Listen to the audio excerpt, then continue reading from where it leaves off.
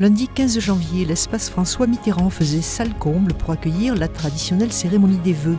Acteurs économiques et associatifs, représentants des institutions, avaient largement répondu à l'invitation conjointe de la ville de Figeac et du Grand Figeac. C'est en musique que la soirée débutait avec l'harmonie des artisans réunis et ses 25 musiciens sur scène sous la baguette de Samuel Collard. Un prélude musical suivi en images d'une rétrospective rapide des réalisations de la ville et d'une présentation des différentes compétences de la communauté de communes du Grand Figeac.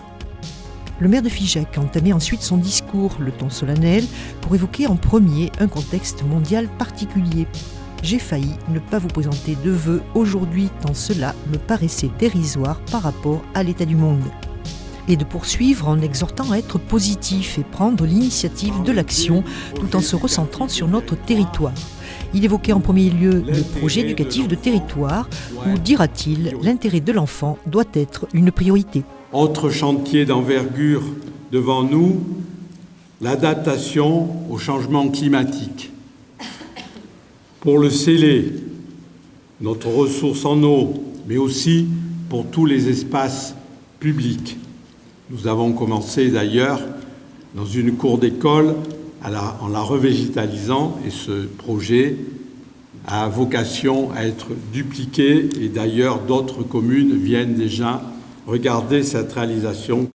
Les débats qui accompagnent ces sujets montrent bien qu'ils sont essentiels et que nous avons bien fait de nous en emparer collectivement.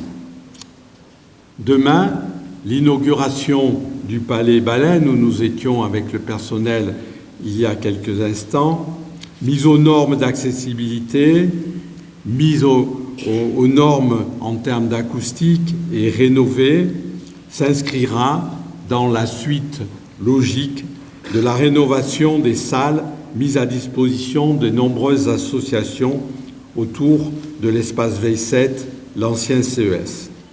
André Mélinger remercie tout particulièrement les forces vives de la ville qui, dira-t-il, nous procurent emploi, santé, éducation, sécurité et bien-être. Il saluera également les collectivités pour leur soutien financier aux différents projets de la ville aux côtés de l'État.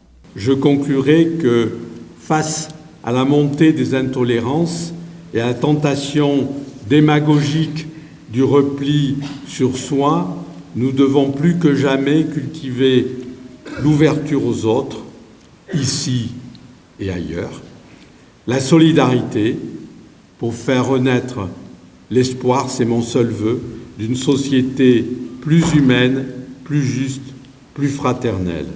À nous d'être à la hauteur. Après avoir évoqué lui aussi le contexte actuel que nous subissons, nous obligeant à fabriquer une résilience, le président du Grand Figeac, Vincent Labarthe, a insisté sur la compétence économique de la communauté de communes et mis en avant l'aménagement du territoire avec le futur plan local d'urbanisme intercommunal.